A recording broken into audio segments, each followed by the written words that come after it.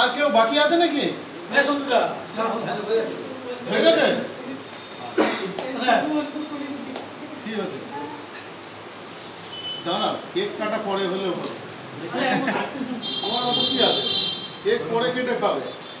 আচ্ছা, আজ আমাদের একটা মানে পবিত্রতম দিন, প্রতিজ্ঞা করার দিন। 1956 সালে আগে, 1 সেপ্টেম্বরের আগে আমাদের সব প্রাইভেট ইন্স্যুরেন্স ছিল। প্রাইভেট মানে ছোট ছোট ইন্স্যুরেন্স ছিল। তারা না দিত ডেথ ক্লেম, না দিত ম্যাচুরিটি ক্লেম, হাফ দিত না। এরপরে গভর্নমেন্ট ভাবলো যে ইন্স্যুরেন্স হচ্ছে জীবনে একটা বিরাট পার্ট। প্রত্যেকের ইন্স্যুরেন্স থাকলে সেই সমাজ তত সুরক্ষিত, তত ভালো। তার জন্য গভর্নমেন্ট 1 সেপ্টেম্বর 1956 সালে প্রত্যেকটা কোম্পানিকে ডেকে কিনে নিল। কত টাকায়? 5 কোটি টাকায়। 5 কোটি টাকা কিনে নিল গভর্নমেন্ট, ফুল গভর্নমেন্টের।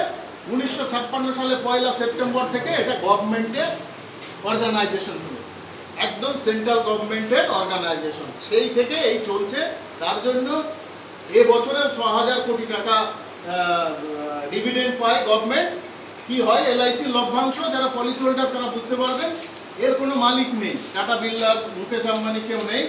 গভর্নমেন্টের এই টাকার লভ্যাংশ কিছুটা গভর্নমেন্ট নেয় ইনফ্রাস্ট্রাকচার এতে কাজ করার জন্য। যেহেতু 5 কোটি টাকা দিয়ে নিয়েছিল, তারপরে বাকি টাকা পলিসি হোল্ডারদের বোনাস হিসাবে ডিক্লেয়ার করা হয়। এই হচ্ছে এলআইসির লভ্যাংশ। আর কারুর পকেটে কোনো টাকা নেই, সবাই স্যালারিড পারসন বা কমিশন পারসন।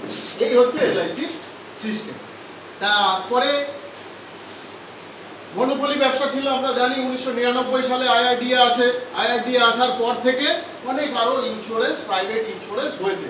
একমাত্র government organisation life insurance corporation of India.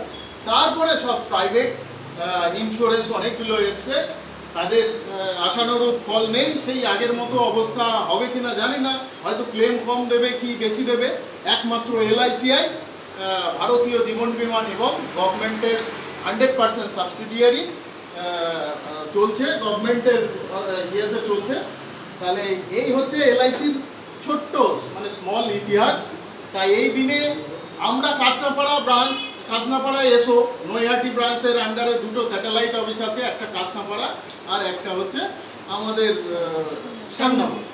তা আমরা এখানে বিজনেস সেন্টার হিসাবে কাজ করি। এখানে বিভিন্ন ধরনের কাজকর্ম আমরা সততার সঙ্গে করি এবং আমাদের এখানে যারা পারফর্মার এজেন্ট বন্ধুরা আছে তারা সততার সঙ্গে দীর্ঘদিন ধরে কাজ করে যাচ্ছে এবং আগামীতেও তো এই ধরনের কাজ করবে এই আমি আশা রাখি।